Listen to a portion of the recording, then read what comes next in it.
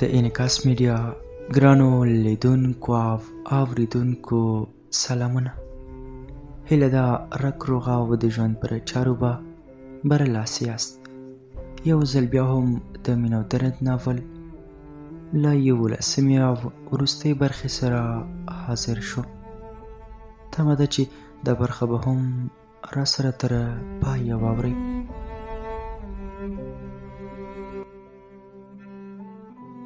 صبر زهرا جانې، ما سره یې موبایل کې شمیره شته. خاوند ورته موبایل اخیستی. مننه خورې. شمیره یې ورکړه. ساحل ورته زنګ ووهه. هغې له نازه سلام کړل. ساحل ځواب ورکړ وعلیکم سلام. هیله کوم زما هیلې موبایل چې بند نه کړي. ها وایه څه وایي؟ زما ګناه څه وه؟ هیڅ ګناه نه لري.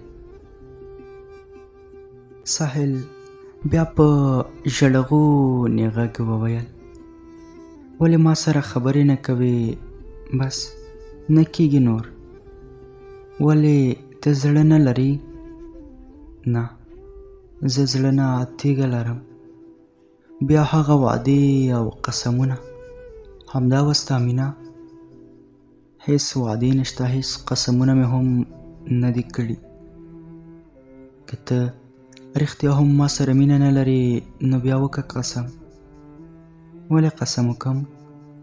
تر څو چې قسم ونه کړې زه به هیڅکله له تا صبره نه شم. ماما مجبوره وه. هیله کوم ګرانې، له تا بغیر مړ کېږم. نو زه څه وکړم؟ دا په تا څه وشول؟ په ما هیڅ نه دي شوي. خپله هم ژوند وکړه او ما هم ژوند ته پرېږده.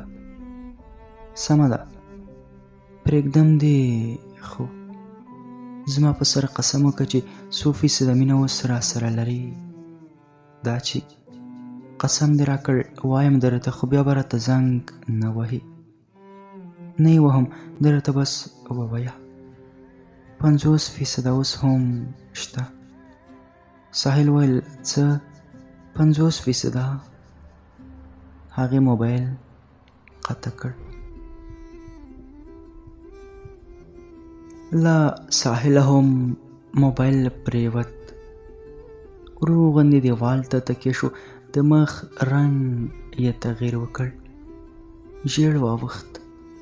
زهرا په ژړا شوله. په زاریو ورته وویل خیر دی قنده لاله، مه خفه کېږه. که ته داسې خفه شي نو زه به مړه شم وروره. په ساحل د زهرا خبرو هیڅ تاثیر ونه کړ. د بت په څېر چوپ او غلی پروت و. اونۍ میاشتې ووتې خو د کار کرداره د بت په څېر به وه. که څه هم د حالت سیال هم خبرېده، مګر د هغې له لورې هیڅ عکس العمل ونه شو.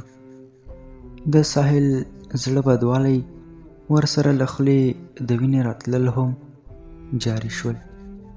له پاکستانه یې مشر ورور حمید هم راغی.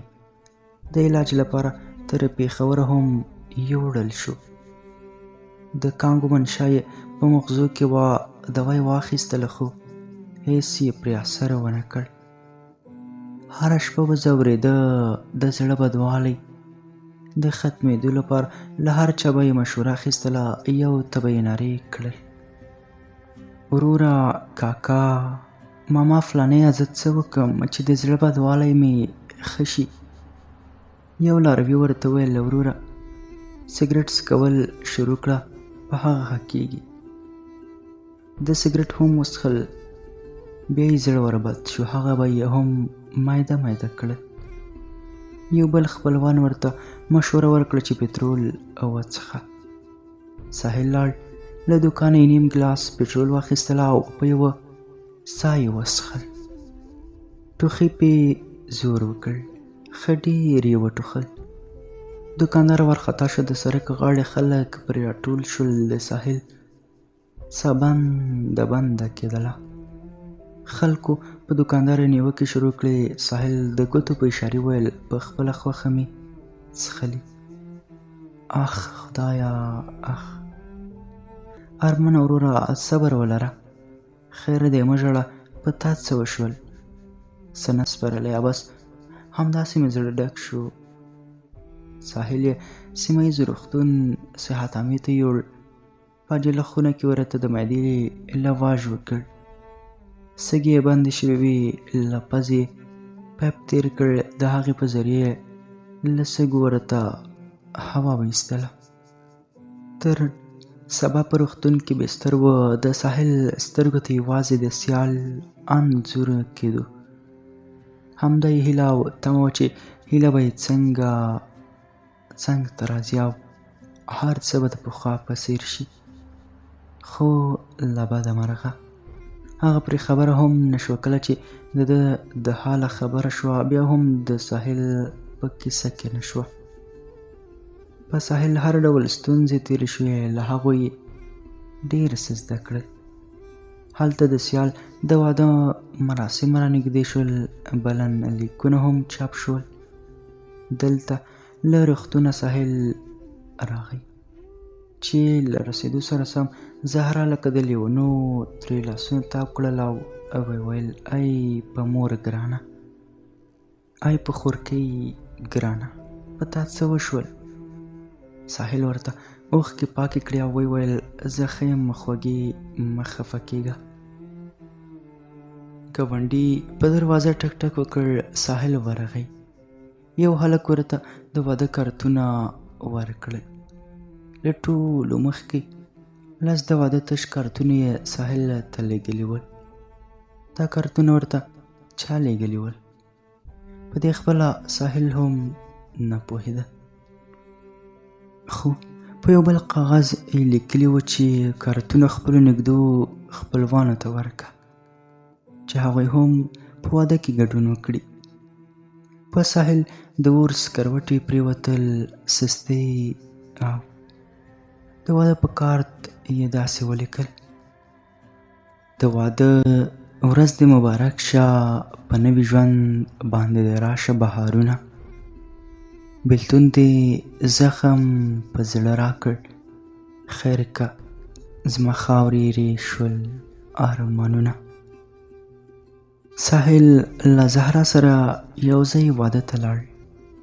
زهرا تر ټولو مخکې سیال څنګ ته لاړه، ورته یې وویل: واوره سیال، ته له واده تېره شه، ساحل به لیونی شي، هغه وژغوره. هغې وویل: ما څه کړي؟ تا ورسره 8 کاله مینه کړې. ما مینه کړې وه، خو اوس ورسره نه کوم. وګوره سیال، د ساحل له جیبه مې دغه قلب هم پیدا کړ. هیله کوم هغه له تا سره مینه کوي. سیال ساحل ته برګ برګ وکتل او له زهرا یې هغه قلب هم واخیست. زهرا اخ کړ. سیال وویل: نه غواړم چې زما ورسره کومه نښه پاتې شي. زهرا وویل: هیله کوم خورې، زما د قند له ازار مه اخله. زه یې ازار نه اخلم، 5 ورځې مې واده ته پاتې دي، هېڅ امکان نه لري. ساحل چې د دوی خبرې واورېدې، زهرا ته یې د راتلو اشاره وکړه. د سیال بل ترزوی راغی چې راتلو سره سم سیال ورته وویل: 1 دقیقه صبر وکړه. سیال کوټې ته لاړه. بیرته له ځانه سره یې مټۍ راوړل. لومړی ساحل ته وکتل، بیا یې مټۍ د ترزوی په خوله کې ورکړ. په ساحل ځمکه وګرځېده، ورنږدې شو او ورته یې وویل: ای هیلې، ته پوهېږې ستا په نوم په باغ کې مې 10 جوړې ونې کرلې. 2 امرود هغه شنه شول، 2 د صبر ونې هغه هم شنه شول، دنګ دنګ ولاړ دي. 2 د نارنجو، 2 د مڼو او 2 بوټي نور د ګلاب ګلونو په هغو کې یوه وچه شوه. په هماغه شیبه مې په زړه حمله راغله. نن بیا هم دا حمله ستا له کبله راغله. که مړ شوم، دا زما وصیت دی، د هغو 9 بوټو پاڼې زما په قبر وشینده چې بیا په خوښۍ سره د تل لپاره خوب وکړم. که داسې دې ونه کړل، شاید په قبر کې به هم ستا لیونی یم، پام چې نور مې ونه ځوروي. راځه زهرا چې ځو. خور او ورور له اوښکو سره بیرته ستون شول. د رسېدو سره سم چې کله ښکته کېده پړمخې په کوڅه کې ساحل ولوېد. زهرا چیغه کړه. ګاونډیان راغله او له نږدې اریانا روغتون ته یې یوړل. 5 کوکه یې په زنه کې ورکړل. په تلو کې ساحل له ډاکټره وغوښتل: ډاکټر صاحب، زما ناروغي د څه شي ده؟ هغه ویل: ستا ناروغي موږ ستاسو کوڅهوالو ته ویلې، هیله کوم ما ته یې هم ووایې. کور کې زه یوازې یو خور لرم، زه په زړه کلک یم، زه یې زغملی شم. سمه ده، خو ته باید نور خفګان ونه کړې، دا به ستا ناروغي لا پسې زیاته کړي، ځکه چې ته د زړه ناروغي لري. ساحل سر زړېدلی له ګاونډیانو سره یو ځای کوره ته لاړ. زهرا لکه د لیونو خپل لاسونه ترې تاو کړل او ویل: لوګی دې شم ورور جانه، اوس څنګه یې؟ خورې ښه یم، دا چې ته ژاړې بیا زه نه ښه کېږم. سمه ده قان لاله، راشه، ځای مې درته چمتو کړی. ساحل دغه شپه ډېر وژړل. په ژړغوني غږ یې وویل: اخ، زما د ژوند کیسه په تا تمامه، راشه زما د زړګي حال وګوره. زما ارمان به پوره کېږي کله، بد مې دي ورځې بد مې حال وګوره. دغه 4 شپې په ساحل داسې تیر شوې لکه هېڅ چې پکې ورځ نه وي راغلې. د سیال د واده ورځ وه. د ساحل په زړه دغه شوامبارونه وه، هره ثانیه، دقیقه او ساعت د ده په زړه حملې راوستل. زړه به یې کلک ونیوه، لنډه لنډه ساه به یې وکښله او ارام به شو. له جیبه یې موبایل وایست، سیال ته یې زنګ ووهه. هغې بند کړ، بیا یې زنګ ووهه. هغې بیا هم بند کړ. په 3م ځل هغې ځواب ورکړ: اورمه څه دي؟ زه خو مرم، نه پاتې کېږم. اخري ځل خو له ما سره په خوښۍ خبرې وکړه، هیله کوم مړ به شم. نو زه څه وکم چې څه درباندې کېږي؟ پروا یې نه لرمه. ګوره یو څو ورځې پاتې دي، بیا به ډېر راپسې وژاړي. ولې به وژاړم؟ زه دې په کیسه کې نه یم. څومره دروغ. کله چې زه درتلم جوړه لاسونه به دې په سینه ایښودل، شکر به دې کاوه. فریده پرې پوهه شوه، بیا څنګ ته نږدې شوه. د سیال په غوږ کې وویل: ورته داسې وایه کاش چې ما سره چاړه وای، په دې خبرې سره چې په سینه مې درته خښ کړی وای او وینه مې درته څښلی وای. سیال د فریدې خبره ومنله، هماغسې ورته ویل: واوره ساحله، کاش چې په دغه ساعت کې ما سره چاړه وای، چې په سینه مې درته خښ کړی وای او دا وینې مې درته څښلی وای. ساحل وویل: اخ، دا ته وایې سیال؟ ای زما ګرانې هیلې، دا ارمان به درته زه پوره کړم. فریدې وویل: ورته ووایه دا فلمي خبرې دي. سیال همدا خبره ورته وکړه. ساحل ویل: همدا اوس سیند غاړې ته ځم. هغې موبایل قط کړ. ساحل خپل مینې ړوند کړ.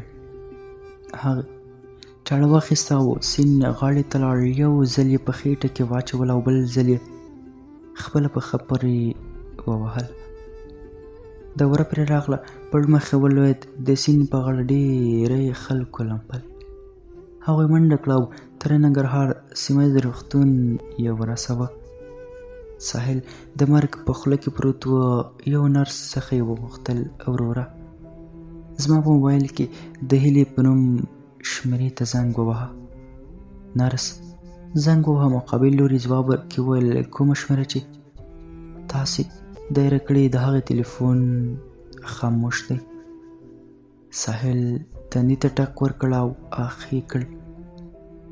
نرس ورته په ځیر ځیر وکتل. ساحل چې کله داسې وویل: ستا دې مبارک شي دغه د سرو ګلونو هار، هیله مې هیله پاتې مرګ یې کړه انتظار. ګناه مې څه وهلي چې لوبې دې کړي په مام بار، ستا دې مبارک شي دغه د سرو ګلونو هار، هیله مې هیله پاتې مرګ یې کړه لږ انتظار. تا ویلی جان تا ویل قربان، ساحل شو در په در، اخلی امتحان بیا واخله زما جان، وایم ښه په جار، هیله مې هیله پاتې شوه مرګ یې لږ کړه انتظار. او ستا دې مبارک شي دغه د سرو ګلونو هار.